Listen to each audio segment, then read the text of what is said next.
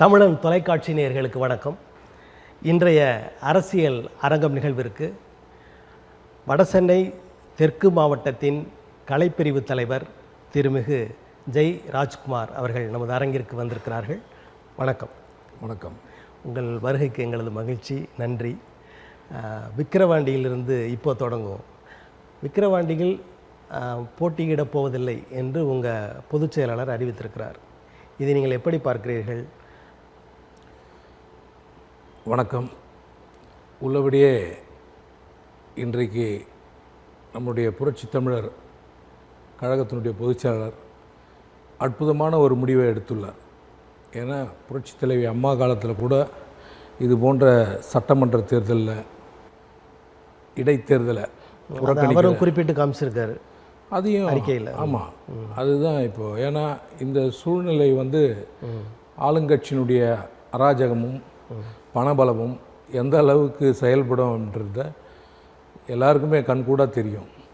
ஈரோடு இடைத்தேர்தலில் என்ன நடந்ததுன்னு உலகமே பட்டி போட்டு மக்களை ஆடு மாடுகளை அடைக்கிற மாதிரி எங்களுடைய பிரச்சாரத்தெல்லாம் முடக்கிற வண்ணத்தில் எது போன்ற எதேச்சதிகாரத்தெல்லாம் செய்தாங்க அப்படின்றது எல்லாருக்குமே தெரியும்.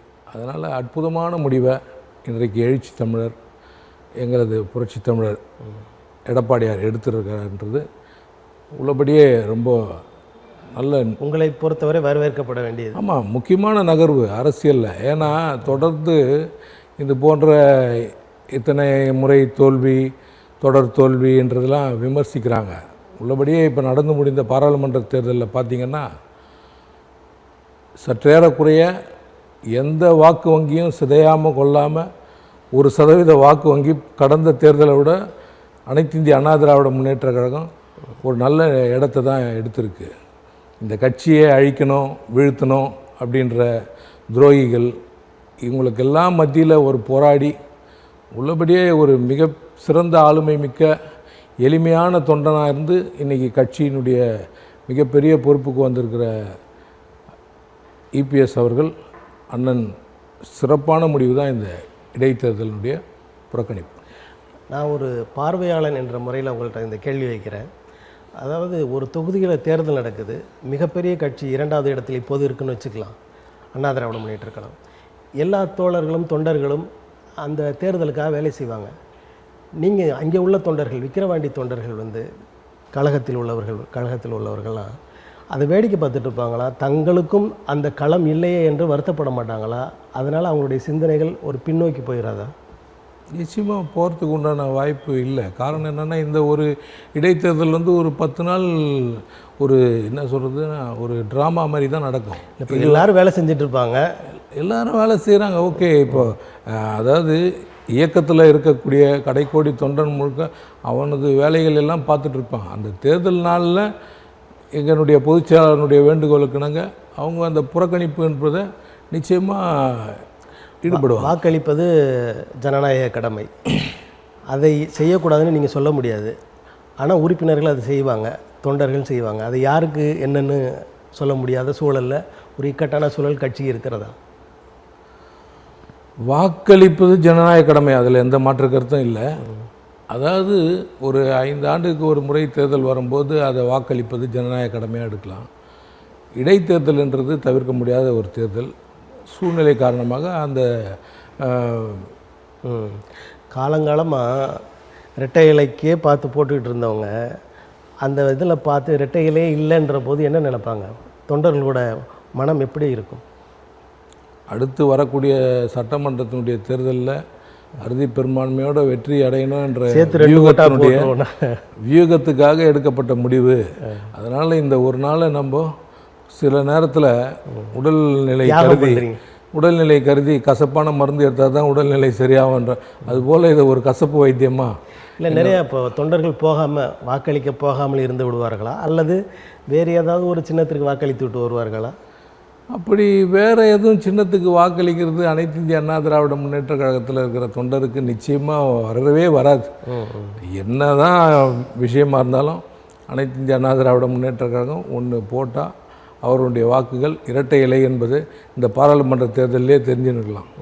எவ்வளோ நசுக்கப்பட்டு ஒடுக்கப்பட்டு எல்லாம் செய்தும் அந்த வாக்கு வங்கியை சிதையாமல் வச்சுருந்த அந்த கட்டுக்கோப்பாக 21% வாக்கு வந்துருக்குதுன்னா அந்த சதவீத வாக்கு தான் திமுகவுக்கு தான் கடந்த பாராளுமன்ற தேர்தலை விட இந்த தேர்தலில் சற்றேறக்குறைய 7% வாக்கு குறைந்து இருக்குது. அதனால் அவங்க தான் வந்து இன்னும் எல்லா ஆட்சி பலம், அதிகார பலம், பணபலம் எல்லாத்தையுமே அவங்க பிரயோகிக்கிறதுக்கு எல்லா வாய்ப்புகளும் இருக்குது. அதனால் இந்த ஒரு சூழ்நிலையை எங்களுடைய கழக தொண்டர்கள் அற்புதமாக கையாள்வாங்க. இன்னொரு தகவலும் உலா வந்துட்டுருக்கு. என்னன்னு கேட்டிங்கன்னா, பாட்டாளி மக்கள் கட்சியை அடுத்த தேர்தல் 2026 கூட்டு சேர்ப்பதற்காக இப்போ விட்டு கொடுத்துட்டாரு எடப்பாடி பழனிசாமி என்று கூறப்படுகிறது. தமிழகத்தில் இருக்கக்கூடிய அரசியல் கட்சிகளில் திராவிட முன்னேற்ற கழகத்தை கூட்டணியில் இருக்கக்கூடிய அனைத்து கட்சிகளும் கூட எங்களோடு எல்லாருமே பயணித்த இயக்கங்கள் தான். அதனால் வரக்கூடிய சட்டமன்ற தேர்தலில் எது வேணாலும் நடக்கலாம். காங்கிரஸினுடைய தலைவர் வந்து கடந்த பொதுக்குழுவில் சொல்கிறாங்க, நாங்கள் வந்து ஆட்சி அமைக்கிறதுக்கு எங்களுக்கு என்ன கூட்டணியில் இருந்து கொண்டே இது போல். அப்புறம் இன்னொரு மூத்த தலைவராக இருக்கக்கூடிய ஈவி கேசவங்க அதே மேடையில் அவங்கள விமர்சிக்கிறாங்க. இதுபோல் எல்லாருமே ஒரு குடும்பத்தில் இருக்கிற ஒரு குடும்பத்திலே 4 பேர் இருக்கிற போதே பல்வேறு கருத்து வேறுபாடுகள் வரும். வரக்கூடிய சட்டமன்ற தேர்தலுக்கு அவங்க ஆட்சி அதிகாரம் வரத்துக்கு எவ்வளோ நாட்கள் எதிர்பார்ப்போட, அதாவது பாமக எதிர்பார்ப்பே தேவையில்லைங்க. இப்போ விஷயம் என்னன்னா, இந்த கட்சியோட கூட்டணி வைத்தா நாம் எந்த அளவுக்கு வெற்றி பெறுவோம், இவ்வளோ சோதனைகள், இவ்வளவு சூழ்ச்சிகள், இவ்வளவு எல்லாத்தையும் கடந்தும் இந்த கட்சியினுடைய வாக்கு வங்கி குறையலை அப்படின்றது இன்றைக்கி தமிழகத்தில் இருக்கிற இல்லை இந்தியாவில் இருக்கிற அரசியல் கட்சி அனைத்தும் உற்று நோக்கம். ஒரு தலைமை, மிகச்சிறந்த ஆளுமை மிக்க தலைமை இல்லாத இந்த இயக்கத்தை இப்படி ஒரு கட்டுக்கோப்பாக எடுத்துகிட்டு போகிற ஒரு மிகப்பெரிய, உண்மையிலே புரட்சி தமிழர் என்ற பேருக்கு ஏற்ற மாதிரி அவர் ஒரு புரட்சிகரமான ஒரு வேலையை செய்து கொண்டிருக்கிறார்ன்றது தான் இந்த நேரத்தில் எல்லாருக்குமே தெரியும். அதனால் அனைத்து கட்சியும், திராவிட முன்னேற்ற கழகத்தில் கூட்டணியில் இருக்கிற அனைத்து கட்சியும் கூட வரக்கூடிய சட்டமன்ற தேர்தலில் அனைத்து இந்திய அண்ணா திராவிட முன்னேற்ற கழகத்துக்கு கூட்டணியில் வரத்துக்கு வாய்ப்பு உண்டு. அதனால் நாங்கள் இவங்க வரணும் அவங்க வரணும் யாரையும் எதிர்பார்க்குற கட்சி இல்லை. இப்போ பொதுவாக இடைத்தேர்தல்கள்லேயே நாங்கள் நிற்பதில்லை என்ற ஒரு கொள்கை முடிவு பாமகக்கு இருந்தது. ஆனால் அதையும் தாண்டி இப்போ நிற்கிறாங்க.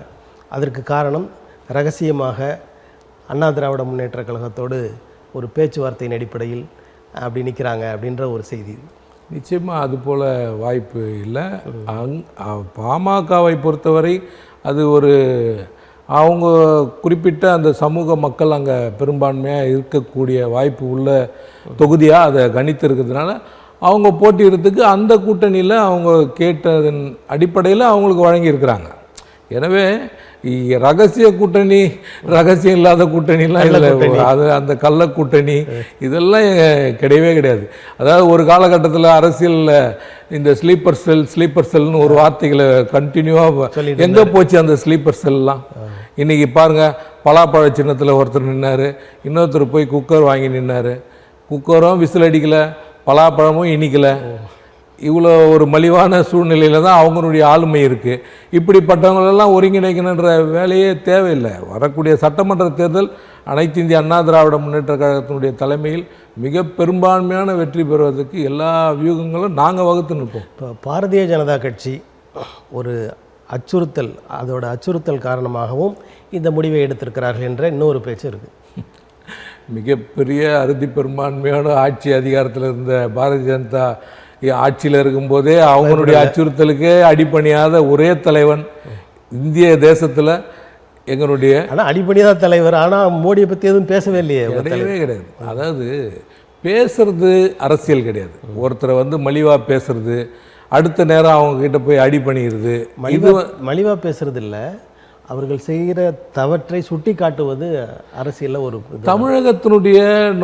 தமிழகத்தினுடைய நலனில் ஏதாவது பிரச்சனைகள், இஷ்யூஸ் ஏதாவது வந்தால் இம்மிடியேட்டாக ரியாக்ட் பண்ணுறதுல அனைத்து இந்திய அண்ணா திராவிட முன்னேற்ற கழகமும் எங்களுடைய பொதுச் செயலாளரும் தயங்கண்டே கிடையாது. அதாவது ஒரிசாவோட ஜெகநாதர் அந்த கோயிலோட பொக்கிஷ அறை சாவியை தமிழ்நாட்டில் கொண்டு போயிட்டாங்க. அது இல்லாமல் தமிழன் ஆட்சி ஆளலாமா ஒரிசாவை இப்படியெல்லாம் சொல்லும்போது தமிழ்நாட்டுக்கு அது பாதிப்பு இல்லையா? தமிழ் மக்களை அவமானப்படுத்துவ மாதிரி இல்லையா? அது ஒரு இண்டிவிஜுவல் பேட்டில். நீங்கள் ஒரிசா வந்து பார்த்தீங்கன்னா இண்டிவிஜுவல் பேட்டில் சொல்கிறீங்க, ஆனால் பேசுனது யார்? இண்டிவிஜுவல் பேட்டிலில் அதை வந்து நீங்கள் ஒரு பாரதிய ஜனதா கட்சியினுடைய தேசத்தினுடைய பிரதமரான்றதை தாண்டி அந்த கட்சியினுடைய வெற்றி வாய்ப்புக்கு அவங்க அந்த சூழலில் ஒவ்வொரு மாநிலத்திலையும் ஒவ்வொரு மாவட்டத்திலையும் அவங்க எந்த போன்ற டாக்டிக்ஸ் யூஸ் பண்ணாங்க அப்படின்றத நாம் பார்க்குறோம். அவங்க வந்து போலரைசேஷன் பாலிடிக்ஸ் தான் பிஜேபி. அந்த போலரைசேஷன் பாலிடிக்ஸை அவங்க திறம்பட கையாளுறாங்க அப்படின்றத நாம் எல்லாருமே அரசியல் கட்சி ஒத்துக்கணும். அதனால் அவங்க அங்கே வந்து கிரிட்டிசைஸ் பண்ணுறது இவர் வரக்கூடாது, இந்த இத்தனை ஆண்டு கால ஆட்சியை நிறைவு செய்கிறதுக்கு ஒரு வியூகத்தை அவங்க அமைச்சு அந்த வார்த்தையை கையாளுறாங்க. அவருடைய பரப்புரை தவறு இல்லை அப்படின்னு நினைக்கிறீங்களா? இல்லை, பரப்புரை தவறு இல்லை அப்படின்றத தாண்டி அவங்க அங்கே இந்த காயினை போட்டால் அது நடக்குன்றதை நடத்தி காமிச்சு அவங்க அதில் வெற்றி அடைஞ்சிட்டாங்க. அதனால் அங்கே ஒரு தமிழனை கிரிட்டிசைஸ் பண்ணுறதுனால இங்கே ஒட்டுமொத்த தமிழர்களையும் அவர் குறை சொல்கிறாரு அப்படின்ற மாதிரி நாம் எடுத்துக்கிறது அது எனக்கு தனிப்பட்ட முறையில் பாண்டியனை சொன்ன பிரச்சனை இல்லை. தமிழர்கள்ன்ற வார்த்தை வரும்போது நம்ம இனத்தையோ நமது தமிழ்நாட்டையோ அது ஒரு பாதிப்புக்கு உள்ளாக்குற மாதிரி தானே இருக்குது. இப்போ நீங்கள் வந்து ஒரு காலகட்டத்தில் பின்னோக்கி நம்ம தமிழக அரசியலை பாருங்கள். வந்து திராவிட முன்னேற்ற கழகத்தினுடைய தலைவர் கருணாநிதி அவர்கள் வந்து புரட்சி தலைவர் எம்ஜிஆரை வந்து மலையாளி என்றோ புரட்சி தலைவி அம்மாவை எந்த மாதிரிலாம் விமர்சித்திருக்கிறாரு.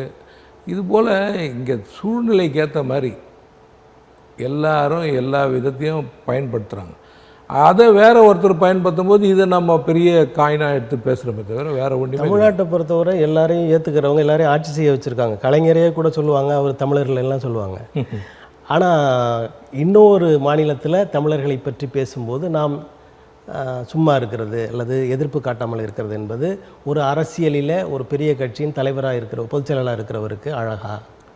எதிர்ப்பு காட்டுறது அதுதான் சொல்கிறேன். எதிர்ப்பு இவங்க காட்டாத வெறுப்பு எதிர்ப்புகள் புரட்சி தலைவர் மேலேயும் புரட்சி தலைவி மேலேயெல்லாம் காட்டாத வெறுப்பு எதிர்ப்பு என்ன எவ்வளோ அரசியலில் இவங்க கீழ்த்தரமான விமர்சனங்கள்லாம் வச்சுருக்கிறாங்க. இது ஒரு தமிழன்கிட்ட இந்த சாவி போயிடுச்சா அப்படின்னு அந்த மாநிலத்தில் நடக்கிற அரசியல் கேம், அந்த கேமுக்குள்ளே நம்ம வந்து உங்கள் பொதுச் செயலாளர் நிலையிலேருந்து நீங்கள் தவற மாட்டேறீங்க. இப்போ பதில் அப்படியே தான் இருக்குது. எங்கள் பொது நியாயமான விஷயத்துக்கு குரல் கொடுக்கும். சரி, இப்போது சசிகலா அம்மையார் நான் தான் எடப்பாடிக்கு அந்த பதவியை கொடுத்தேன், நான் மறுபடியும் ரீஎன்ட்ரி ஆகிறேன் அப்படின்னு சொல்லி ஒரு சலசலப்பை உண்டாக்கி இருக்கிறார். இதை பற்றி உங்கள் கருத்து? அதாவது இது காலம் கடந்த ஒரு நகர்வாக நான் நினைக்கிறேன். அந்த அம்மா வந்து ஒரு பேட்டியில் கூட பார்த்தேன். நான் பெங்களூருக்கு போகும்போது இவரை கூப்பிட்டு அந்த பொறுப்பை கொடுத்தேன். பெங்களூருக்கு எதுக்கு போனாங்க அப்படின்றது எல்லாருக்குமே தெரியும். அதனால் அந்த சூழ்நிலையெல்லாம் கடந்து போயிடுச்சு. அதாவது உங்களை வந்து ஒரு அரசியல் ஆளுமை ஒரு அரசியல் தலைமை என்ற அந்த நிலையிலிருந்து தமிழக மக்கள் வந்து உங்களை ஏற்றுக்கிறதுக்கு தயாராக இல்லை. இன்றைக்கி புரட்சி தமிழர் எடப்பாடியாரை வந்து இன்றைக்கி தமிழக மக்கள் ஏற்றுட்டு ஒட்டுமொத்த இயக்கத்தினுடைய தொண்டர்கள் எல்லாம் வாக்களிக்கக்கூடிய சூழல் இருக்குது அப்படின்னா அன்னைக்கு அவர் செய்த அந்த 4 ஆண்டு காலத்தில் எவ்வளோ போராட்டங்கள் ஆர்ப்பாட்டங்கள் எல்லாத்தையும் கடந்து அந்த ஆட்சியிலையும் அரசு பள்ளி மாணவர்களுக்கு அவர் வழங்கிய அந்த மருத்துவ இடஒதுக்கீடு இது போன்ற முத்தாய்ப்பான திட்டங்கள் எல்லாம் தான் இன்றைக்கி எளிய மாணவ மாணவிகள் எளிய வீட்டு பிள்ளைகள் ஏழை எளியோர் மனசில் ரொம்ப அற்புதமாக நிலை கொண்டிருக்கிறார். இது வந்து இன்றைக்கி காங்கிரஸ் பேர் இயக்கத்திலலாம் சொல்லுவாங்க, கர்ம வீரர் காமராஜர் ஆட்சியை நாங்கள் இவர் வடிவத்தில் பார்க்குறோம், அவருடைய வடிவத்தில் பார்க்குறோம். உண்மையிலேயே எளிமையான ஒரு குடும்பத்தில் ஒரு கடைநிலை தொண்டனாக இருந்து உருவெடுத்து இன்றைக்கி முன்னாள் முதல்வர் கழகத்தினுடைய பொதுச்செயலாளர் அவரை தான் நான் வந்து உண்மையிலேயே பார்த்தா எளிய ஆட்சி எளிய தொண்டனாக இருந்து இன்றைக்கி தமிழகத்தினுடைய முதல்வராக இருந்த ஆட்சி. அதனால் அந்த அம்மாவுக்கு யார்கிட்ட பொறுப்பை கொடுக்குறாங்கன்றது முக்கியம் இல்லை, யார் அந்த பொறுப்பை திறம்பட நிர்வகித்து அந்த பொறுப்பை தக்க வச்சு அந்த எந்த கட்சிக்கு எந்த விதமான பாதகமும் இல்லாமல் எனக்கு பின்னால் இந்த இயக்கம் 100 ஆண்டு காலம் வாழும் அப்படின்ற சபதத்தை சட்டமன்றத்தில் கூறிய புரட்சித் தலைவி அம்மானுடைய வார்த்தையை செயல்படுத்தி நிற்கிற கழகத்தினுடைய பொதுச்செயலாளர் தான் இன்றைக்கி இந்த கட்சியை வழிநடத்த முடியுமே தவிர எவ்வளோ சோதனைகள் எல்லாத்தையும் தாண்டி இந்த கட்சியை எந்த நயவஞ்சகர் கூட்டத்துக்கிட்டேயும் எந்த விதமான சூழ்நிலையிலையும் விட்டு கொடுக்காம மத்தியில் இருக்கக்கூடிய பிஜேபி கையில் கட்சியே ஒப்படைச்சிருவார் என்ன மாதிரிலாம் விமர்சனம் நம்ம ஊடகங்கள் வாயிலாகவும் எவ்வளோ விமர்சனம் பார்த்தோம். ஏதாவது நடந்ததுங்களா? இன்றைக்கும் அதை புடம் போட்ட தங்கம் போல் இந்த கட்சியை காப்பாற்றிட்டு வர்றார் கழகம். இப்போ அம்மையார் சசிகலா அவர்கள் காலங்கடந்து அதை சொல்கிறாங்க அப்படின்னு சொல்கிறீங்க. 10 தேர்தல்களில் தோல்வியை கண்டதால் இனிமேல் அண்ணா திராவிட முன்னேற்ற கழகம் தோல்வியிடக்கூடாது என்ற நோக்கில் எல்லாரையும் சேர்க்கணும், ஒன்று சேர்க்கணும், கழகம் வலிமையாக இருக்கணுன்ற ஒரு நினைவில் அவங்க சொல்கிறதா சொல்கிறாங்க. வர சொல்லுங்க. நான் என்ன சொல்கிறேன், கழகத்தினுடைய பொதுச்செயலாளர் எடப்பாடியார் அவருடைய தலைமையை ஏற்று எல்லாரும் கட்சியினுடைய கழகத்தில் பணியாற்ற சொல்லுங்கள். யார் வேணான்னு சொல்கிறது? எல்லாரும் வரட்டும். இல்லையா அந்த அம்மா ஒரு ஆசியோட அவர் கூட இருக்கிறவங்க எல்லாத்தையும் கழகத்தில் இணைச்சி எல்லாம் பணியாற்றுங்க, ஒற்றுமையாக இருந்து வேலை செய்யுங்கன்னு எல்லாரையும் அனுப்பிவிட சொல்லுங்கள். இங்கே பொதுச் செயலாளர் சொல்கிற வார்த்தையை உங்கள் பொதுச் செயலாளர் சொல்லலையே. இல்லை எல்லாம் தொண்டர்கள் அவங்கள நேராக பணி செய்ய சொல்கிறேன். ஏன்னா அவங்க சற்றேறக்குறைய ஒரு சுப்ரீம் போஸ்ட்டை தான் எதிர்பார்த்து அவங்க நகர்வு இருக்கும். ஆனால் அது போன்ற சூழல் இன்றைக்கி இல்லை. அவங்கள ஏற்றுக்கக்கூடிய மனநிலையில் இன்றைக்கி மக்களும் இல்லை. எல்லாரையும் பாருங்கள், நீங்கள் அந்த அம்மா சசிகலா அம்மாவையும் பாருங்கள், இவர் ஓபிஎஸ்னுடைய நிலைமையும் பாருங்கள், டிடிவி தினகரனை பாருங்கள், எல்லாருடைய நிலைமையும் கேள்விக்குறி ஆயிடுச்சு. இன்றைக்கி ஒட்டுமொத்த அனைத்து இந்திய அண்ணா திராவிட முன்னேற்ற கழக தொண்டனும் புரட்சி தமிழர் எடப்பாடியார் பின்னாடி தான் இருக்காங்க. இன்னும் ஒரு சின்ன சின்ன சுணக்கங்கள் இருக்கலாம், ஒரு சில மாவட்டங்களில், ஒரு சில ஊராட்சிகளில் சில பிணக்குகள் இருக்கும். அதெல்லாம் சரி செய்யப்படும். வரக்கூடிய சட்டமன்றத்தில் மிக பிரம்மாண்டமான வெற்றியை பெற்றா எல்லா தொண்டனும் இங்கே தான் இருப்பாங்க. 26க்கு மேலே நம்ம அதை பார்க்க தான் போகிறோம். தொண்டர்கள் இருப்பாங்க, தலைவர்கள் வர மாட்டாங்களா? தலைவர்கள் எங்கே இருப்பாங்க? தொண்டன் தான் இந்த ஆட்சி அதிகாரத்தை முடிவு செய்யக்கூடியவர். தொண்டன் இருந்தால் போதும். இவங்க தலைவர்கள் அப்படின்ட்டு இவங்களாம் மனசில் நினச்சின்னு இருக்கிறவங்களாம் தலைவராக இருக்க முடியாது. தொண்டன் நினைக்கணும், இவர் தான் தலைவர், இவர் தான் நம்மளை தலைமை ஏற்று நடத்தக்கூடியவர் அப்படின்னு தொண்டன் தான் நினைக்கணும். எல்லா ஏழை எளிய மக்களும் சரி, அனைத்து சமூக மக்களும் உங்களை ஏற்றுக்கணும். நம்ம போல் ஒரு சாமானிய இன்றைக்கி தமிழகத்தினுடைய முதல்வராக இருந்து 5 ஆண்டு ஆட்சியை நிறைவு செய்தாப்புல அப்படின்னு எல்லா வீட்லேயும் தொலைக்காட்சியை பார்க்குறவங்க கூட எவ்வளோ எளிமையாக இருக்கிறாருப்பா, இந்த மனுஷன் வரணும் அப்படின்ற அந்த பேச்சு தான் இன்றைக்கி இருக்குது எல்லார் மத்தியிலையும். சும்மா வெறும் ஊடகத்தில் ஒரு போஸ்ட் கொடுத்துட்டு நாங்கள் இது சாதனை பண்ணிட்டோம், அதை சாதனை பண்ணிட்டோம். அது பாருங்கள், ஆந்திராவில் ஜெகன்மோகன் ரெட்டி அவங்க அப்பானுடைய பெயர்லேயே எல்லா திட்டங்களையும் கையாண்டார். அவருடைய நிலைமை என்ன இன்றைக்கி தமிழகத்துலேயும் அதனுடைய நிலை தொடர்ந்துட்டு தான் இருக்குது. ஏறத்தாழ சற்ற குறைய 3.5 ஆண்டு முடிஞ்சிச்சு, இன்னும் 1.5 ஆண்டு தான். Let us wait and watch. சரி, அதாவது நீங்கள் ஓபிஎஸ் எல்லாம் மிக சாதாரணமாக அப்படி புறந்தள்ளி விட்டு போயிட முடியாதுல்ல. அதாவது ராமநாதபுரம் தொகுதியில் 2வது இடம், 3வது இடத்திற்கு அண்ணா திராவிட முன்னேற்ற கழகம் தள்ளப்பட்டிருக்கிறது. அப்படி பார்க்கும்போது அவங்களுக்குன்ற ஒரு வாக்கு வங்கி இருக்குது, அவங்களுக்குன்ற ஒரு செல்வாக்கு இருக்குது தானே. எத்தனை கோடி அந்த தொகுதியில் பலாப்பழத்துக்கு செலவு பண்ணாங்கன்னு நீங்கள் தெரியாமல் என்னை கேள்வி கேட்கறதுக்கு வாய்ப்பு இல்லை. அதனால என்ன செல்வாக்குன்றது அவருக்காக வந்த வாக்கு இல்லை, பணத்துக்காக வந்த வாக்கு. நிச்சயமா நீங்கள் இன்றைக்கி ஒரு இடைத்தேர்தலை இன்றைக்கி புறக்கணிக்கிறோம். உங்கள் முதல் கேள்வியிலேருந்தே வரேன். இடைத்தேர்தலை ஏன் நம்ம புறக்கணிக்கிறோம் அப்படின்னா, அதாவது எங்களுடைய முன்னாள் அமைச்சரும் சபாநாயகரும் சொன்னது போல் வீட்டில் போய் துணி கூட துவைச்சி கொடுப்பாங்க, வீட்டுக்கு மளிகை சாமான் கூட வாங்கிட்டு போய் கொடுப்பாங்க. அமைச்சர்கள் இது போன்ற நிர்வாகிகள் எல்லாம் ஒட்டுமொத்தமாக அந்த விக்கிரவாண்டியை முகாமிட்டு ஒவ்வொரு வீட்டுக்கும் டோர் டெலிவரி, ஜொமேட்டோ, ஸ்விக்கி மாதிரி they will do this works. அதனால் இதெல்லாம் நடக்காது. அவருக்கு வந்த வாக்கு என்பதெல்லாம் பணத்தால் வாங்கப்பட்ட வாக்கு. அவருக்கு தனிப்பட்ட முறையில் செல்வாக்கு இருக்கிறதா இருந்தால் அவர் ஏன் 40 பாராளுமன்றத்துலேயும் அவர் வேட்பாளர்களை போட்டு பாஜக அவருக்கான செல்வாக்கு இருக்குது தானே. அதாவது மதுரையெல்லாம் பார்த்தீங்கன்னா அந்த 3வது இடத்துக்கு வந்திருக்கு அண்ணா திராவிட முன்னேற்ற. பாஜக கிட்ட அவர் நிர்பந்தப்படுத்தி சற்றேற குறைந்தபட்சம் ஒரு 5 தொகுதியாவது வாங்கி அவருடைய வலிமையை ப்ரூவ் பண்ணியிருந்தா இன்றைக்கி நம்ம பொதுச்செயலாளரே கூட இவ்வளோ ஒரு அற்புதமான ஒரு களப்பணியாளரை இவ்வளோ பெரிய மக்கள் தலைவனை நாம் விட்டோமே அப்படின்னு ஃபீல் பண்ணலாம். அவரே ஜெயிக்க முடியல, அதுக்கப்புறமா அவரெல்லாம் வந்து எப்படி நாம் கன்சிடர் பண்ணுறது? அது வேற, இது வேற கேம். அது இப்போது பாரதிய ஜனதாவிலிருந்து அந்த கூட்டணியிலிருந்து வெளிவருவதற்கு முக்கிய காரணமாக சொன்னது வந்து சிறுபான்மையினர் சம்மந்தப்படுத்தி பேசினாங்க. இப்போ சிறுபான்மையினர் வாக்கு உங்களுக்கு கிடைத்திருக்கிறது என்று நம்புகிறீர்களா? சிறுபான்மையினர் வாக்கு வந்து நீங்கள் எங்களுக்கு கிடைக்கிறத தாண்டி இப்போ நடந்து முடிந்த பாராளுமன்ற தேர்தல் வந்து மத்தியில் யார் ஆட்சி அமைக்கிறதுன்றதை பொறுத்து தான். சிறுபான்மை மக்களினுடைய வாக்கு வங்கியை சற்றேறக்குறைய காங்கிரஸ் பேரியக்கத்தினுடைய ப்ரொஜெக்ஷனில் அது மூவ் ஆகும். எனவே வந்து தமிழகத்தில் நடைபெற்ற பாராளுமன்ற தேர்தலுக்கு எப்பவுமே மத்தியில் யார் ஆட்சி வரணும், யார் வரக்கூடாது அப்படின்றத க்ளீன் மேண்டேட்டரி கொடுப்பாங்க.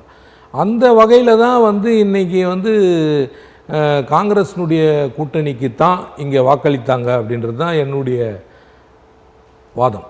இங்கே திமுகவுக்காக வாக்களித்தாங்க அப்படின்னு சொல்லி திமுக இன்றைக்கி பொய்யா வந்து ஒரு வெற்றி கொண்டாட்டத்தெல்லாம் நடத்தினுக்கிறதெல்லாம் கண்டிப்பாக யாராலையும் ஏற்றுக்கொள்ள முடியாத விஷயம். காங்கிரஸோட திமுக இருந்ததுனால தான் இந்த வெற்றி அவங்களுக்கு சாத்தியமாச்சு தவிர, ஏன்னா காங்கிரஸ் மத்தியில் ஆட்சி அமைக்கணும் அப்படின்ற நோக்கத்தில் தான் இங்கே எல்லாருமே வாக்களிச்சது.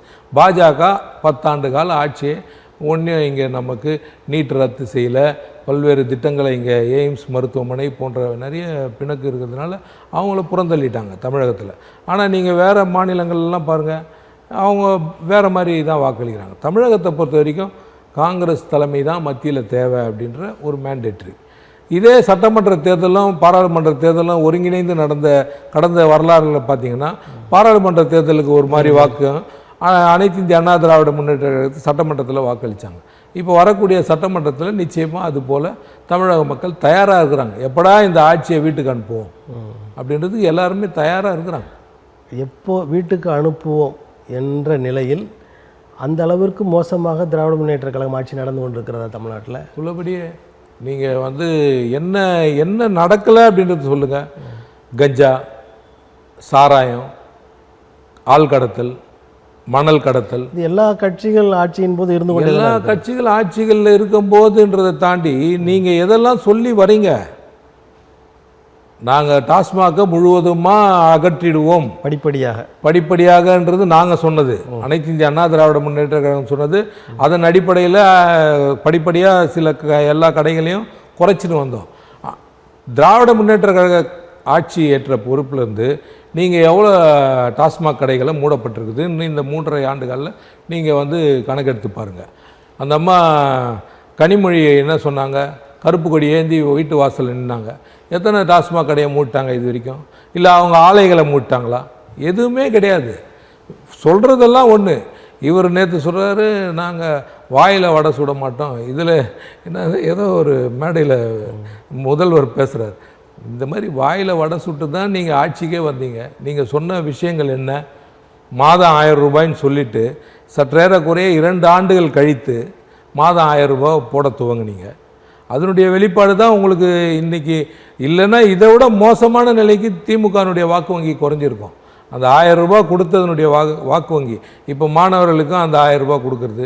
இது போலெல்லாம் நீங்கள் பல்வேறு சென்னை போன்ற முக்கியமான நகரங்களில் பார்த்திங்கன்னா ஒரு அமைச்சருடைய தொகுதியில் எல்லா கல்லூரி மாணவர்களுக்கும் சுயமாக நிதிக்கு கொடுக்கறது, சிறுபான்மை மாணவர்களுக்கு எல்லாத்துக்கும் நிதி, எல்லாத்துக்கும் பணம், இப்படி வந்து ஒரு பேக்கிங்காக, அதாவது அடுத்த தேர்தலுக்கு உண்டான அனைத்து நடைமுறைகளையும் இப்போயே இந்த 5 ஆண்டுகளில் அவங்க ஒரு கம்ப்ளீட் பேக்கேஜ். ஏன்னா வாக்கு வங்கியை பார்த்திங்கன்னா திராவிட முன்னேற்ற கழகத்தினுடைய வாக்குக்கும் அடுத்தபடியாக பாஜக வாங்கின வாக்குக்கும் இடைவெளியை பார்த்து அந்த இடைவெளியை கவர் பண்ணுறதுக்காக இப்போயே கவர் பண்ணுற வேலையை 101ஆம் ஆண்டு பிறந்த நாளில் ஸ்டார்ட் பண்ணியிருக்கிறாங்க.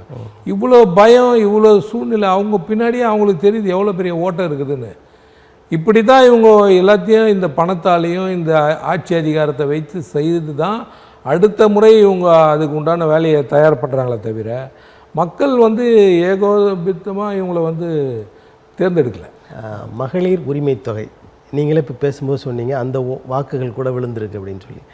அதை வந்து திராவிட முன்னேற்றக் கழக ஆட்சி பெரிய ஒரு வலிமையாக எடுத்துக்கொள்கிறது. அதே மாதிரி இலவச பேருந்து இதெல்லாம் அவர்களுக்கு மிகவும் சாதகமான ஒரு சூழலை ஏற்படுத்தியிருக்கு. முக்கியமாக சொல்லணுன்னா அண்ணா திராவிட முன்னேற்றக் கழகத்திற்கு பெண்களுடைய வாக்குகள் அதிகமாக கிடைத்து வந்தது. அதை அடித்து நொறுக்கி அவர்களுக்கானதாக மாற்றி இருக்கிறார்கள் என்ற ஒரு செய்தி தொடர்ந்து வந்து கொண்டிருக்கு. மக்கள் எப்பவுமே விழிப்புணர்வு இல்லாமல் இருப்பாங்க அப்படின்றது காலத்துக்கும் அது பொருந்தாது. காரணம் என்னென்னா, இந்த 1000 ரூபாய் வந்து ஒரு மாதத்தினுடைய எல்லா ஜீவாதார கடமைகளையும் நிறைவேற்றிடுமா? நிச்சயமாக முடியாது. ஒருத்தன் ஒரு நாளைக்கு ஒரு சும்மா கூலி வேலை போய் செய்தாலே, உடல் உழைப்பை கொடுத்தாலே 1000 ரூபாய் சம்பாதிக்கக்கூடிய சூழ்நிலையிலையும் அந்த 1000 ரூபாவே இன்றைக்கி வரக்கூடிய எதிர்காலத்தில் பார்த்திங்கன்னா பத்துமா பத்தாதா எல்லாமே அந்த மாதிரி சூழ்நிலையில் தான் இருக்குது. அதனால் இந்த 1000 ரூபாய் கொடுக்குறதுனால நம்ம மக்கள் வந்து அப்படியே தமிழகத்தில் ஏகோபித்து ரொம்ப மலர்ச்சியாக எதிர்கால தொலைநோக்கு திட்டத்தெல்லாம் நிச்சயமாக முடியாது. கல்வியிலையும் வேலை வாய்ப்புலேயும் பொருளாதார வலிமையிலையும் தொழில் மேம்பாட்டிலையும் இவங்க எந்த அளவுக்கு கவனம் செலுத்தியிருக்கிறாங்கன்றதை தான் ஒரு ஆட்சியினுடைய அளவுகோலாக மக்கள் வந்து கணக்கிடுவாங்க. எல்லாரையும் எல்லா நாளும் ஏமாத்திடணுன்ற கணக்கெல்லாம் இந்த 1000 ரூபாவும் சரி, மாணவர்களுக்கு 1000 ரூபாய் கொடுக்குறது, இதெல்லாம் அந்த காலகட்டத்திலேருந்து இந்த இலவச திட்டங்கள் தொடர்ந்துட்டு தான் வருது. புரட்சி தலைவி அம்மா காலத்தில் பார்த்திங்கன்னா மாணவர்களுக்கு மடிக்கணினி கொடுத்தாங்க. ஒரு தொலைநோக்கான அரசியல் பார்வையும் ஒரு நல்ல எதிர்காலத்தையும் அடித்தளமிடணுன்றதுக்காக அது போன்ற நவீன திட்டங்களை கொடுத்தாங்க. நீங்கள் கொடுக்குறது என்ன? ஒரு தாலிக்கு தங்கம் திட்டம் இன்றைக்கி தமிழகத்தில் அமலில் இருக்குங்களா? கிடையாது. இன்றைக்கி தங்கத்தினுடைய விலை என்ன? 10 கிராம் தங்கத்தினுடைய விலை இன்றைக்கி வந்து சற்றேறக்குறைய 66,000 ரூபாய்க்கு மேலே நெருங்கியிருக்கு. நீங்கள் மாதம் 1000 ரூபான்னா உங்கள் 5 ஆண்டு கால ஆட்சியிலையும் நீங்கள் கொடுக்குற 1000 ரூபாவை கணக்கிட்டிங்கன்னா 5-12 60,000 ரூபாய்.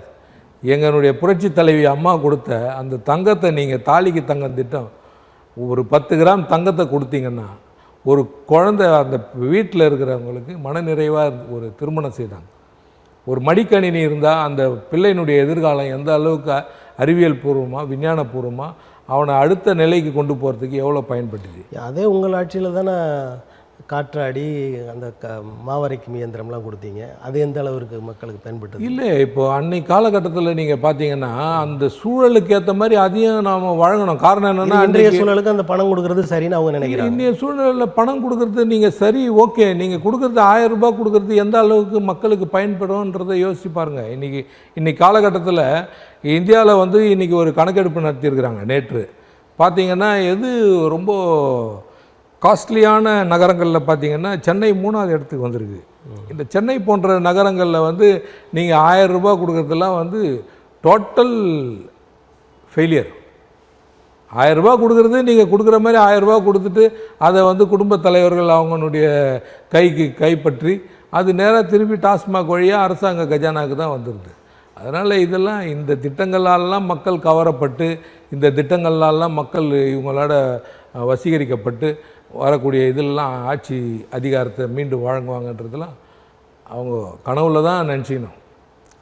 தமிழ்நாட்டின் முதலமைச்சர் 2026 200+ அந்த அளவிற்கு நாங்கள் சீட்டுகளை பிடிப்போம்.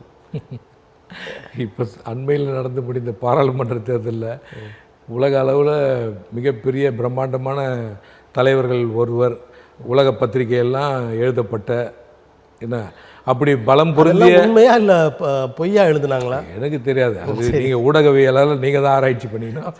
ஆனால் அப்படிப்பட்ட ஒரு மிகப்பெரிய ஆளுமை அவர் வந்து அவரே வந்து 400+ தான் சொன்னார். 400+, 300+ அந்த நிலை ப்ளஸ்லாம் சொன்னாங்க. அது திராவிட முன்னேற்றங்களுக்கு வந்து அந்த நிலைமையில் அது அவங்களாவது ஏதோ அடித்தேன் பிடிச்சேன்னு சற்றேறக்குறைய நெருக்கி கூட்டணி கட்சியோட ஆட்சி அதிகாரத்தில் உட்காந்துட்டாங்க. ஆனால் இவர் எந்த நிலைமைக்கு வருவார்ன்றது என்னுடைய நினைவு சரியாக இருந்தால் இவர் கரெக்டாக 91 என்ன நிலைமையில் இருந்தது திராவிட முன்னேற்ற அந்த நிலைமைக்கு போனால் கூட ஆச்சரியப்படுறதுக்கு இல்லை. சரி, இப்போ 400+ என்று சொன்னவர்கள் ஆட்சியை நடத்துகிறார்கள். அந்த ஆட்சி நிலைக்குமா? தொடர்ந்து அந்த 5 ஆண்டுகளை முழுமையாக நிறைவேற்றி முடிப்பார்களா அல்லது இடையில் ஏதாவது தடங்கள் வருமா? உங்களது பார்வை. இன்ஜின் டிரைவர்கிட்ட தான் அந்த இன்ஜினை வந்து கவுக்காமல் எத்தனை போகிறது கேரேஜ் தானாகவே கலந்துக்கிற கேரேஜ்லாம் இருக்குது. இல்லை, இன்ஜின் டிரைவரை பொறுத்து இருக்குது. அது பின்னாடி இருக்கிற அந்த கோச்சஸ் எந்த அளவு கனெக்டிவிட்டியில் இருக்குதுன்றதை பொறுத்து அந்த ரயில் தடம் எப்படி போகுதுன்றத வருங்காலம் தான் அது சொல்லுமே தவிர நம்மளால் எந்த யூகத்துக்கு. ஒரு அரசியலுக்குள்ளே இருக்கிறீங்க, ஒரு மாவட்ட பொறுப்புலையும் இருக்கிறீங்க, இன்னும் கலைத்துறையில் நிறைய பேர் உங்களுக்கு தெரியும். அந்த அந்த தகுதிகளின் அடிப்படையில், ஏன்னா 2 கட்சிகளுடைய ஆதரவில் தான் மத்திய அரசு ஆட்சி நடந்து கொண்டிருக்கிறது. இந்த 2 பேரும் நம்ப தகுந்தவர்களா? இவங்க கடைசி வரைக்கும் அவருக்கு உதவி செய்வாங்களான்னு கேட்குறேன். நீங்கள் முன்னெல்லாம் பார்த்தீங்கன்னா யூபிஏ ஆட்சிலாம் எத்தனையோ கட்சியினுடைய கூட்டணியிலே 5 ஆண்டு நிறைவு பெற்று மன்மோகன் சிங் பேசாமல் இருந்த பிரதமர் அப்படின்ற டாக்டர் மன்மோகன் சிங்கே 2 டென்யூர் நிறைவு செய்துட்டார். அனைத்து கட்சி நிறைய ஏறத்தாழ எத்தனை கட்சி கூட்டணின்னு அது போல இருக்கிற சூழல்ல பேசாத தலைமை அமைச்சர்னு சொன்னாங்க. ஆனால் ஊடகவியலெல்லாம் அழைத்து அடிக்கடி அவர் பேசினார். ஆனால் இப்போ உள்ள அந்த தலைமை அமைச்சர் அந்த வேலையை பண்ணுறதே இல்லையே. என்ன காரணம் நினைக்கிறீங்க? அவரு தான் நேரடியாக வானொலி வாயிலாக மன் கி பாத்தில் பேசுகிறார். யாரும் எதிர்த்து பேசக்கூடாதுன்றதுக்காக, யாரும் கேள்வி கேட்டக்கூடாதுன்றதுக்காக. கேள்விக்கு எல்லாத்தையும் பதில் அவர் சொல்லிடுறதுனால. நீங்கள் உங்கள் பொதுச் செயலாளர் மாதிரியே அந்த நரேந்திர தாமோதரதாஸை பற்றி பேசும்போது கொஞ்சம் அப்படி மழுப்பி பேசுகிற மாதிரியே இருக்கு எனக்கு. நான் என்ன சொல்கிறேன்னா, எங்களுடைய வியூகம், எங்களுடைய டார்கெட் தமிழகத்தினுடைய இந்த மோசமான ஆட்சியை அகற்றுறதுக்கு என்ன வேலையோ அதை மட்டும் தான் நாங்கள் நோக்குறோம். நீங்கள் அந்த பக்கம் பார்க்குறது எங்களுக்கு வந்து பக்கத்தில் அந்த ஒன்றிய அரசோட சட்டங்கள்லாம் நம்மளையும் பாதிக்கும்ல, உங்களையும் தானே பாதிக்கும். தமிழகத்துக்கு பாதிப்பு ஏற்படக்கூடிய சட்டத்தை நிச்சயமாக தவறாமல் எதிர்க்கிறதுல ஒரு 3 சட்டம் கொண்டு வந்திருக்காங்க. இல்லை, அந்த சட்டங்களுக்கெல்லாம் சமஸ்கிருதத்தில் பேர் வச்சுருக்காங்க. இப்போ அண்மையில் வச்சா வச்சுட்டு போட்டு நமக்கு என்ன இல்லை. சமஸ்கிருதத்தில் பேர் வச்சா நாம் வந்து அதை எதிர்த்து குரல் கொடுக்கறதுல ஒரு நாளும் தயங்குது இல்லையே. நாம் கடிதத்தின் வாயிலாகவும் சரி, பத்திரிகை வாயிலாகவும் சரி, அறிக்கை வாயிலாகவும் நம்மளுடைய பொதுச்செயலாளர் ஒரு காலத்தில் அந்த மருத்துவ படிப்புக்கு சமஸ்கிருதம் படிக்கணும்னு ஒன்று இருந்தது. நீதி கட்சி காலத்துலேருந்து அதை எடுத்தாங்க. ஆனால் இப்போ அது வந்து தொடர்ற மாதிரியே தோணுது. அந்த மாதிரி அதை கொண்டு வரதுக்காக முயற்சி பண்ணுறாங்கன்ற மாதிரியே இருக்குது. இதுக்கு திராவிட கழகத்தில் தொடர்ந்து எதிர்ப்பு தெரிவிச்சிருக்காங்க. திராவிட கழகங்கள், முன்னேற்றக் கழகம், இல்லை அண்ணா திராவிட முன்னேற்றலாம், அந்த நிலையிலிருந்து இப்போ நீங்கள் விலகி இருக்கீங்களா? இப்போ இருக்கக்கூடிய 40 பாராளுமன்ற உறுப்பினர்கள் என்ன செய்ய போகிறாங்கன்றதை நீங்கள் பார்க்க தானே போகிறோம். ஒன்றியத்தில் இல்லை, ஒன்றியத்தில் பாராளுமன்றத்தையே நாங்கள் முடக்கி, பாராளுமன்றத்தையே நாங்கள் எப்படிப்பட்ட எதிர்கட்சியாக செயல்படுவோம் அப்படின்றத கூக்குரல் இட்டுனுக்கிறாங்கல்ல. இப்போ நீங்கள் வரக்கூடிய காலகட்டங்களில் அவங்க தலைவராக, எதிர்கட்சி தலைவராக நியமிக்கக்கூடிய ராகுல் காந்தியோ, இல்லை இங்கேருந்து ஓங்கி குரல் கொடுக்கக்கூடிய நம்மளுடைய தமிழக முதல்வரோ, இவங்கெல்லாம் என்ன செய்ய போகிறாங்க? இல்லை 40 எம்பிகள் வந்து அங்கே கேன்டீனில் போய் வடை சாப்பிட்டு வரத்தான் போகிறாங்களா? இல்லை உண்மையிலேயே தமிழகத்துக்கு ஏதாவது பயனுள்ளதாக, ஏதாவது ஆக்கப்பூர்வமான பணிகளை செய்ய போகிறாங்களா? தமிழகம் பார்க்க தானே போகுது. ஏன்னா போன தடவை இருந்த 37 எம்பியும் பிரயோஜனம் இல்லாமல் போச்சு தமிழகத்துக்கு. 38. இந்த தடவை இருக்கக்கூடிய 40, 39 எம்பியும் என்ன ஆக போகுது பார்க்க தானே போகிறோம். அதாவது ஒரு யாரையும் மதிக்காத, அடங்காத, நான் தான் என்று சொல்லுகின்ற ஒரு ஒன்றிய அரசு. நீங்கள் 39 பேர் இருந்தானே, 50 பேர் இருந்தானே, அவங்க செய்கிறதானே செஞ்சிட்ருப்பாங்க. இல்லை, இப்போ நீங்கள் தானே சொல்கிறீங்க அறுதி பெரும்பான்மை இல்லாத ஆட்சி, இந்த ஆட்சி இனிமேல் எதை செய்ய போகுது. அப்போ உங்களுடைய பலத்தை நீங்கள் காமிச்சு நீங்கள் என்னெல்லாம் உங்களுக்கு நமக்கு பயனளிக்கக்கூடிய வகையில் தமிழகத்துக்கு என்னென்ன தேவையோ அதெல்லாம் இவங்க ஓங்கி குரல் கொடுத்து பார்வையில் பழைய மாதிரியே ஒன்றிய ஆட்சி நடக்குமா, இல்லை இங்கே ஏதாவது மாற்றங்கள் வருமா? மாற்றம் தேவைப்பட்ட, மாற்றம் என்ற வார்த்தையை தவிர எல்லாம் மாறாததுன்றது போல் எல்லாம் என்னுடைய நாம் நினைக்கிறது, தமிழகத்தில் இருக்கக்கூடிய திராவிட முன்னேற்றம் கூட பாஜகவுக்கு ஆதரவு அளித்தா கூட அளிப்பாங்க. நாளைக்கே ஒரு 5 அமைச்சர் கொடுக்குறேன், உங்களுடைய ஆதரவு தேவை, வெளியிலேருந்து கொடுங்க அப்படின்னு சொன்னால் கூட அது கூட நடக்கும். அரசியலில் இவங்க உடனே இவங்க என்ன பாஜகவோட கூட்டணி வைக்காத இயக்கமா? இல்லை ஆட்சி அதிகாரி உங்களுடைய இப்போ இருக்கக்கூடிய எம்பிக்கள் வெற்றி பெற்றிருக்கிற எம்பிலாம் அப்படியே துடிச்சு நிற்கிறாங்க. அமைச்சராக வருது எப்படா மூத்த பாராளுமன்ற உறுப்பினர், அதுவும் மத்திய சென்னையில் இருக்கிற பாராளுமன்ற உறுப்பினர்லாம் எப்படா நம்ம அமைச்சர் அரியணையில், இங்கே என்னடா இங்கே சும்மா சுற்றிட்டு இருக்கிறோம் அப்படின்னு எவ்வளோ மன உளைச்சல் இருக்கும் தெரியுங்களா? தயாநிதி மாறன் என்ன சொல்றீங்க? நீங்கள் மத்திய சென்னைனாலே தயாநிதி மாறன் தானே, நீங்கள் வேறு யார் இங்கே நாடாளுமன்ற உறுப்பினர்? அதாவது ஒரு குறுநில மன்னர்கள் போல தானே இந்த கழகத்தினுடைய ஆட்சி இருக்குது. நீங்கள் பேரே சொல்ல வேணாம், டேக்லைன் சொன்னாலே பாருங்கள். அப்படி இல்லையே அனைத்து இந்திய அண்ணா திராவிட முன்னேற்ற கழகத்தெல்லாம் யார் வேட்பாளர்கள்லாம் பாருங்கள். கடந்த இந்த பாராளுமன்ற தேர்தலில் எல்லாம் சொன்னாங்க புது முகங்களுக்கு ஏன் எல்லாருக்கும் நீங்கள் வாய்ப்பு கொடு. புது முகங்களை கொடுத்தோம், ஓகே, நடக்கலை, என்ன பண்ணுறது? இப்போ உங்கள் கட்சியில் தொண்டர்களே உறுப்பினர்களே 1.5 கோடி 2 கோடி என்று சொல்கிறீர்கள். ஆனால் வாக்கு வந்து ஒரு 80 லட்சம் சொச்சம் அப்படி தானே இருக்குது. இதற்கு என்ன காரணம்? அப்போ எல்லாம் நீங்கள் வந்து கணக்கு சொல்கிறது பொய்யான கணக்கு சொல்கிறீங்களா? 1.5 கோடி தொண்டர்கள் வந்து இந்த இயக்கத்தில் வந்து உறுப்பினராக இருக்கிறாங்கன்னா அதில் எந்த மாற்று கருத்தும் கிடையாது. காரணம் என்னென்னா 1.5 கோடி தொண்டர்கள் இருந்தாலும் உங்களுக்கு வாக்கு சதவீதத்தில் பார்த்திங்கன்னா சற்றேறக்குறைய 1 கோடி பக்கம் நாம் வாக்கு வாங்கியிருக்கிறோம். மீதம் உள்ள 50 லட்சம் பேர் வாக்களிக்கலை அப்படின்னா நம்ம பாராளுமன்ற தேர்தலுக்கு நம்ம ஜனநாயக கடமையை ஆற்ற வேண்டிய அவசியம் இல்லை, நம்ம சட்டமன்றம் தானே நம்மளுடைய இலக்கு அப்படின்னு கூட இருக்கலாம், ஓட்டு போடாமல் இருக்கலாம். அது நீங்கள் ஒட்டுமொத்த தமிழகத்தினுடைய வாக்கு சதவீதத்தை பாருங்கள், எவ்வளோ போலிங் ஆகிருக்கு. எல்லாம் நீங்கள் சென்னை மாவட்டங்களில் பார்த்தீங்கன்னா 70% 60% 70% தாண்டலையே. நீங்கள் எல்லாருக்குமே பார்த்தீங்கன்னா இங்கே அது இல்லாமல் குறிப்பிட்டு 2 ஓட்டு முறை இன்னும் இருக்குதுன்னு நினைக்கிறேன். சென்னையில் இருக்கிறவங்க பார்த்தீங்கன்னா தேர்தல் காலத்தில் எல்லாம் ஊருக்கு போகிறாங்க, அப்போ ஊரில் தான் ஓட்டு இருக்குது, சென்னையிலேயே ஓட்டு இருக்குது. இந்த எளிமையான ஒரு சாதாரண விஷயத்தையும் இன்றைக்கி வரைக்கும் எலெக்ஷன் கமிஷன் ஆஃப் இந்தியாவும் தமிழ்நாடு மாநில தேர்தல் ஆணையமும் இல்லை அரசியல் கட்சிகளும் இதை ஏன் வந்து எளிதாக கடந்து போகிறாங்கன்றதே தெரியலையே. இப்போ வருகிற 2026 நீங்கள் கூறிய அந்த உங்களுடைய கட்சியின் அடிப்படை உறுப்பினர்கள் அனைவரும் வாக்களிப்பார்கள், 1.5 கோடியை தாண்டி விடுவோம் என்று நினைக்கிறீர்களா? நீங்கள் 1.5 கோடி தொண்டரும் மிக எழுச்சியாக பணியாற்றி 2.5 கோடி வாக்கு பெற்று தமிழகத்தில் மிகப்பெரிய அளவில் இப்போ 234 உங்களுக்கு தானே உண்மை 200. அதுதான் நான் சொன்னேன் உங்களுக்கு 91 திராவிட முன்னேற்ற கழகம் பெற்ற இடங்களை தான் அவங்க பெறக்கூடிய சூழல் வரும் அப்படின்றது. அதனால் 234 தொகுதியிலையும் அனைத்து இந்திய அண்ணா திராவிட முன்னேற்ற கழகம் புரட்சித் தலைவர் புரட்சி தலைவி அம்மானுடைய ஆசியோடு புரட்சி தமிழர் எடப்பாடியாருடைய தலைமையில் அற்புதமான ஆட்சி, பெரும்பான்மையான ஆட்சி, முழுமையான ஆட்சி. உலகின் மிகப்பெரிய கோடிசை எலன் மஸ்க்னு ஒருத்தர் இருக்கார்ல, அவர் வந்து இந்த இயந்திரம் வாக்குப்பதிவு இயந்திரங்களை வந்து நம்பக்கூடாதுன்ற மாதிரி பேசியிருக்கார். இதை பற்றி உங்களது கருத்து என்ன? தமிழகத்தில் குறிப்பாக இந்திய நாட்டில் வந்து எல்லோரும் தேர்தல் வரத்துக்கு முன்னாடி இந்த இயந்திர மின்னணு வாக்குப்பதிவு ரொம்ப நம்ப தகுந்தது இல்லை அப்படின்னு சொன்னாங்க. இந்த வெற்றிகள் இந்த எல்லாருடைய ரிசல்ட்ஸ்லாம் டிக்ளேர் ஆன பிறகு எல்லாருமே சைலண்ட். ராகுல் காந்தியே அதுக்கு தன்னுடைய ட்விட்டர் பக்கத்தில் பதிவு என்ன போடுறாருன்னா அதெல்லாம் இங்கே பொருந்தாது அப்படின்னு போடுறாரு. இப்போ சொல்லியிருக்காரு எலன் மஸ்க் பேசுனதுக்கு அப்புறம் அந்த இயந்திரம் வந்து ஒரு கருப்பு பெட்டி அப்படின்னு சொல்லியிருக்காரு. ரைட்.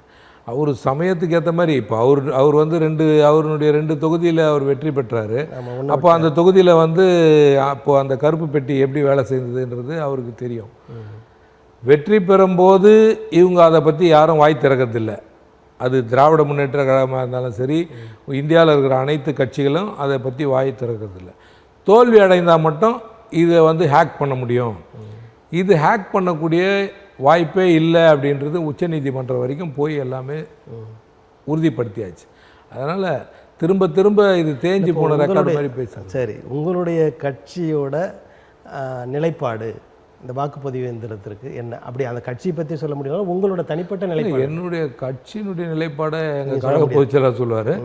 என்னுடைய நிலைப்பாடு, நாம் வந்து முன்னேறிய நாடுகள் வரிசையில் போகும்போது இது வந்து ஒரு சின்ன மாகாணமாக இருந்தால் அதாவது ஒரு ஒட்டுமொத்தமாகவே ஒரு 10-20 லட்சம் தான் வாக்காளர்கள் இருக்கக்கூடிய ஒரு சின்ன வாக்குச்சீட்டை பயன்படுத்தலாம். வாக்குச்சீட்டு முறையை பயன்படுத்தி அதை வந்து நாம் ஒரு நாளோ 2 நாளோ கூட ப்ராசஸ் பண்ண முடியும், எண்ண முடியும். கிட்டத்தட்ட 130 கோடி பேரை கடந்த ஒரு இவ்வளோ பெரிய மாநிலத்தில் இந்த வாக்குச்சீட்டு முறையெல்லாம் வந்து திரும்பவும் பழைய காலகட்டத்தில் வன்முறைக்கு வித்திடக்கூடிய வகையில் வாக்குச்சீட்டுகள்லாம் எடுத்துட்டு பூத் கேப்சர்லாம் பண்ண எனக்கு பசுமையான ஞாபகம் வருது. பழைய அதிகமாக நடந்துடும். அதுவும் வட சென்னை போன்ற பகுதிகளில் அப்படியே கொத்து கொத்தாக எடுத்துன்னு போய் வாக்கு சாவடிகளில் குத்தி குத்தி போட்ட வரலாறுலாம் ஞாபகம் வருது. அதெல்லாம் இல்லாமல் இன்றைக்கி ரொம்ப சுமூகமாக நல்லபடியாக நடக்குது. குறைந்தபட்சம் அந்த வாக்குப்பதிவு இயந்திரத்தின் மேல் இருக்கிற நம்பிக்கை மக்களுக்கு சொல்ல வேண்டிய கட்டாயம் இருக்குது தானே. அதில் வந்து தவறு நடக்கிறது என்பதை சொல்கிறாங்க, மக்கள் சொல்கிறாங்க, எதிர்க்கட்சிகள் சொல்கிறாங்க, சிலர் சொல்கிறாங்க.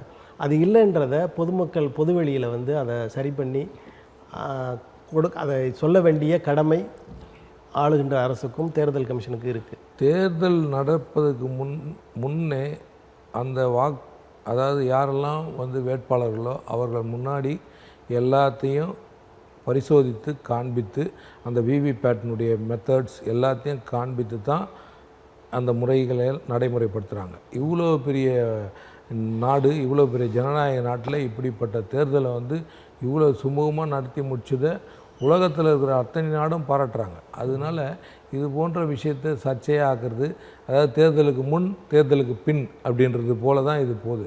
அதனால் இந்த நிலையை மாற்றி இன்னும் அட்வான்ஸாக என்ன கொண்டு போகணுமோ அதை தான் நம்ம நோக்கணுமே தவிர திருப்பி நீங்கள் குடவோலை முறைக்கு வரணும் அப்படின்ற மாதிரிலாம் கொண்டு போகிறதெல்லாம் நாட்டினுடைய ஜனநாயகம் யாரும் பேசலை, அப்படி யாரும் பேசலை. இன்னொன்று கேட்டிங்கன்னா, வாக்குப்பதிவு நடந்து முடிஞ்சு எல்லா முகவர்களும் அந்த 17 சீல கையெழுத்து போடுறாங்க, எத்தனை ஓட்டு பதிவாகிருக்குன்றலாம். ஆனால் ஓட்டு எண்ணும்போது அதை விட அதிகமாக இருக்கிற செய்திகள்லாம் வருது. அதை எப்படி பார்க்குறீங்க நீங்கள்? ஹியூமன் எரர்ஸ் சில இடத்துல நடக்கிறதுக்கு வாய்ப்பு இருக்கலாம். இப்போ நீங்கள் கூட பார்த்தீங்கன்னா தேர்தல் கமிஷன் வந்து தேர்தல் முடிஞ்ச அன்னைக்கு ஒரு நம்பர் எண்ணிக்கை சொல்கிறாங்க. அடுத்த நாள் பார்த்தீங்கன்னா அது இல்லைங்க, எங்களுக்கு அந்த போஸ்டல் ஓட்ஸு இதெல்லாம் வரத்துக்கு கொஞ்சம் காலதாமதமாகிடுச்சு, அதனால் அந்த வேரியேஷன். அதனால் இது வந்து எல்லாமே என்ன தான் சிஸ்டம் அப்லோடராக இருந்தாலும் கன்வே பண்ணுறது தானே. இப்போ யார் கன்வே பண்ணுறாங்க, ஒரு பூத்துலேருந்து ஒரு பூத்து ஏஆர்ஓ அவங்கெல்லாம் கன்வே பண்ணுறது தான். அந்த கன்வே பண்ணுற விஷயத்தில் சில வேரியேஷன்ஸ் வரும். அது ஒரு 10-20 வாக்கு, ஒரு 100 வாக்கு முன்ன பின்னே இருக்கலாம். அதனால் இதுவே முற்றிலும் தவறு அப்படின்னு ஆர்டிஃபிஷியல் இன்டெலிஜென்ஸ் மாதிரிலாம் யாரும் பண்ண முடியாது. இப்போ நீட் தேர்வு தமிழகம் மற்றும் எதிர்த்து கொண்டிருந்த நிலையில் இப்போ பல மாநிலங்களில் சிக்கல்கள் வெடித்திருக்கிறது. குறிப்பாக ஆந்திர பிரதேசத்தில் நேற்றெல்லாம் கூட அந்த மாணவர்கள் எல்லாம் போராட்டம் நடத்துகிறாங்க. இதை எப்படி நடத்த வேண்டும், அதை முற்றிலும் நீக்கிவிட வேண்டுமா, இதுக்கு ஒன்றிய அரசு என்ன செய்ய வேண்டும் என்று நீங்கள் கருதுகிறீர்கள்? இந்த நீட் தேர்வு மேலே ஓரளவுக்கு நான் தனிப்பட்ட முறையில் எங்களுடைய கட்சி சார்பாக சொல்ல, நீட் தேர்வு வந்து ஓரளவுக்கு நல்ல ப்ரிப்ரேஷன்ஸு, நல்லா மாணவர்கள் ரொம்ப கடுமையாக படித்து ஒரு மருத்துவராக வரணும்னா அதுக்குண்டான தகுதி அளவீடாக தான் நான் என்னுடைய தனிப்பட்ட முறையில் ஆனால் இப்போ நடக்கிற நிகழ்வை பார்த்தா ஒரு குறிப்பிட்ட சென்டர்ஸ் வந்து அதை ப்ரொக்யூர் பண்ணி அதன் மூலமாக வரக்கூடிய அந்த முடிவுகள்லாம் பார்த்தா உள்ளபடியே இது வந்து பேராபத்து. உடனடியாக உச்சநீதிமன்றம் சொல்லியிருக்கிறது போல் 0.001% தவறு இருந்தால் கூட உடனே இதை வந்து மறுபரிசீலனை செய்யணும். ஏன்னா ஒரு மருத்துவர், ஒரு மாணவன் வந்து இது போன்ற புறவாசல் வழியாக வந்து இதை கேட்ச் பண்ணி வந்தான் அப்படின்னா அது சமூகத்துக்கு பேராபத்து.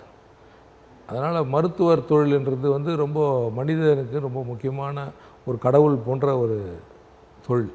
அந்த தொழிலில் வந்து இது போன்ற எரர்ஸ் ஏற்படுறதுக்கு மத்திய அரசும் சரி, யாராக இருந்தாலும் சரி, இதுக்கு வழிவகையே செய்யக்கூடாது. உடனடியாக அதில் என்ன குற்றம் குறை இருக்கோ அது நல்ல முறையாக கடுமையான ஒரு பாதுகாப்பாரனோடு அந்த நீட் தேர்வை நடத்தாதது, அதை விலக்கு கொடுக்கறது எல்லாமே. இப்போ நீங்கள் தனிப்பட்ட முறையில் அது தேவைன்ற மாதிரி ஒரு வார்த்தை சொன்னீங்க. கடந்த நீட்டு வர்றதுக்கு முன்னாடி தமிழ்நாட்டில் நல்ல மருத்துவர் இருந்தாங்க. இன்னும் சொல்லப்போனால் இந்தியாவிலேயே சிறந்த கட்டமைப்பு உள்ள ஒரு மருத்துவ மாநிலம் என்று சொல்லுகிற அளவிற்கு தமிழ்நாடு இருந்து கொண்டிருக்கிறது. அப்படி இருக்கும்போது எதுக்கு இந்த நீட்டு? நல்ல கேள்வி. அதாவது ஏழை எளிய மாணவர்கள், ஒடுக்கப்பட்ட சமூகத்திலிருந்து வரக்கூடிய மாணவர்கள், இவங்கெல்லாம் மருத்துவர்கள் ஆனார்கள் அப்படின்ற ஒரு புள்ளி விவரத்தை நீங்கள் எடுத்து பார்த்தீங்கன்னா, உள்ளபடியே நீட்டு வந்ததுக்கு பிறகு தான் ஓரளவுக்கு எல்லாருமே படிப்படியாக யாரெல்லாம் கற்றல் தகுதி வாய்ந்தவர்கள் எல்லாம் உள்ளே வராங்க. பெரும்பான்மையாக வந்து இந்த நீட்டு வரத்துக்கு முன்னாடி ரொம்ப வசதி வாய்ப்பு இருக்கிறவங்க தனியார் கல்லூரியில் பல கோடிகளை கொடுத்து மருத்துவ சீட்டுகளை வாங்கி வரத்துக்கு உண்டான வாய்ப்புகள் அதிக அளவில் இருந்தது. நீங்கள் வந்து +2ல் வந்து கிட்டத்தட்ட 1150 மார்க் எடுத்த பிள்ளைகளுக்கு மருத்துவ இடம் கிடைக்கிறதை தாண்டி 600 மார்க் எடுத்தவங்கலாம் வந்து மருத்துவ இடங்களை வாங்கி மருத்துவர்களான வரலாறுலாம் இருக்குது. 1100க்கு மேலே வந்தவங்களெல்லாம் க்ளோஸ் பண்ணிடுறாங்க.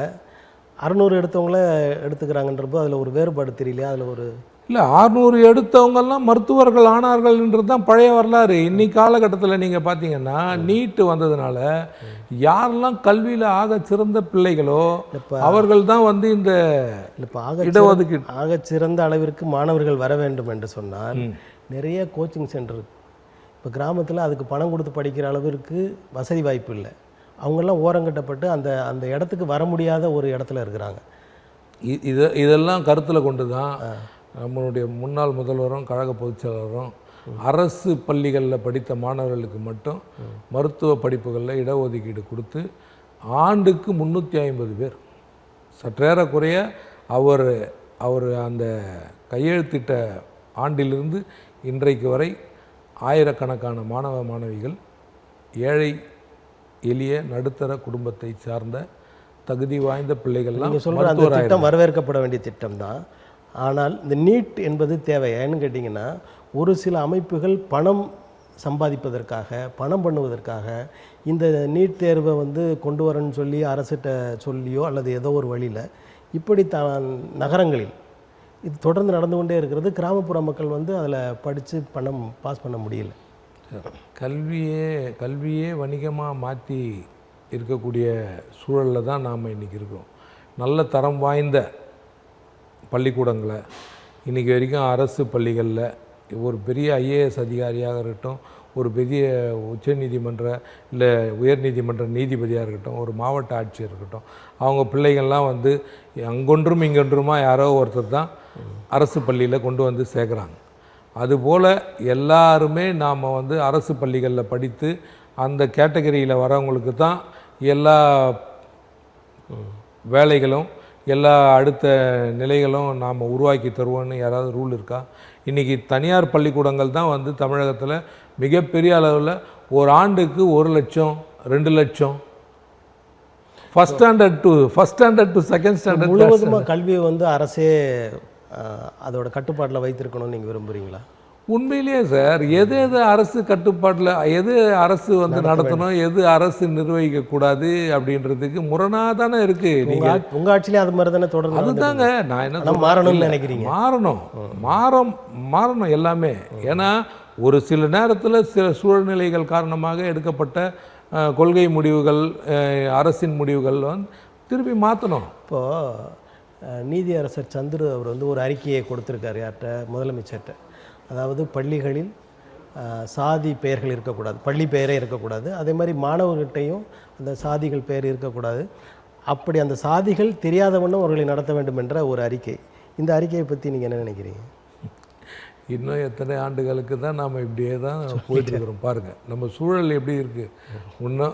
இன்னும் வந்து சாதி ஒழிப்பு, சாதி மறுப்பு திருமணங்கள், அதை முன்னெடுத்த ஒரு அரசியல் இயக்கத்தினுடைய அலுவலகத்தை சூறையாடுதல், எவ்வளோ வந்து மனித குலத்துக்கு வந்து ஒரு முன்னேற்ற பாதையை நம்ம தொலைநோக்காக இஸ்ரோவை பற்றி பேசிட்டு போக வேண்டிய ஒரு காலகட்டத்தில் எது போன்ற சூழ்நிலையெல்லாம் நம்ம விவாதிச்சுன்னுக்கிறோம் பாருங்கள். இந்த அரசு உதவி பெறும் பள்ளிகளில் இந்த சாதிய பெயர்களை எடுத்துடணும்.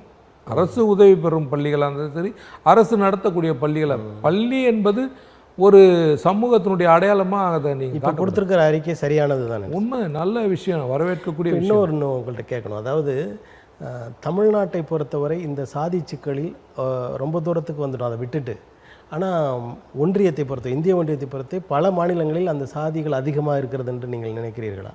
நாம் கொஞ்சம் முன்னேறி இருக்கிறோம்னு நினைக்கிறீங்களா? நம்ம வந்து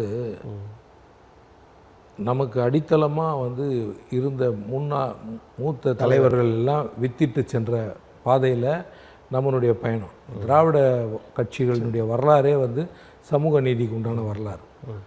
ஸோ அதை நம்ம ஃபாலோ பண்ணி we follow the footsteps of the ancestors, our leaders. அது நோக்கி நம்மளுடைய பயணம் இருக்கும்போது இப்போது வட இந்தியாவிலையும் அந்த பின்தங்கிய பகுதிகளில் அது இருக்குது. அவங்களும் ஒரு காலகட்டத்துக்கு அப்புறம் அவங்களும் வர வேண்டிய சூழல் வரும். இன்றைக்கி தொழில்நுட்பம் வளர்ந்து வருது, இன்றைக்கி சமூக ஊடகங்கள் வளர்ந்து வருது. படிப்படியாக அவங்களும் அதெல்லாத்தையும் பார்த்து நல்லா தெரிஞ்சு ஒரு அரசியல் விழிப்புணர்வோடு இந்த விஷயங்கள்லாம் மாறும். சரி, இப்போ திராவிட தலைவர்கள் மூலமாக இந்த உயர்வை அடைந்திருக்கிறோம்லாம் சொல்கிறீங்க. இப்போ இங்கே நாம் தமிழர் கட்சியெல்லாம் திராவிடத்தை எதிர்த்து தமிழ் தேசியம் என்ற ஒரு புரட்சியை கொண்டு அதன் மூலமாக நாங்கள் வாக்குகள் அதிகரித்து அதிகமாக வாங்கியிருக்கிறோம்லாம் சொல்கிறத பற்றி என்ன நினைக்கிறீங்க? டேக்லைன் தான் சார்.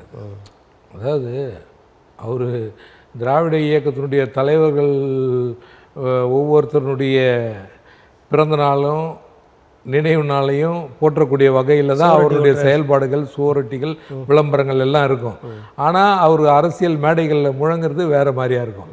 அதனால் இவங்களை சொல்லாமல் இவங்க இதை முன்னெடுக்க முடியாது. என்ன இன்றைக்கி மக்கள் என்ன நினைக்கிறாங்க, சரி ஓகே இது இல்லைன்னா இது ஒரு மாற்றம் என்ற அந்த ஒரு இடத்துல ஒரு புள்ளிகளில் ஒரு சில புள்ளிகளில் நகர்ந்து வந்து கொண்டிருக்கிறார். அது சட்டமன்ற தேர்தலில் வரக்கூடிய சட்டமன்ற தேர்தலில் தெரியும். நன்றி. தங்களது மதிப்பு மிகுந்த நேரத்தை தமிழன் தொலைக்காட்சிக்கு தந்து மக்களோடு உரையாடியமைக்கு எங்களது மனம் கனிந்த நன்றி.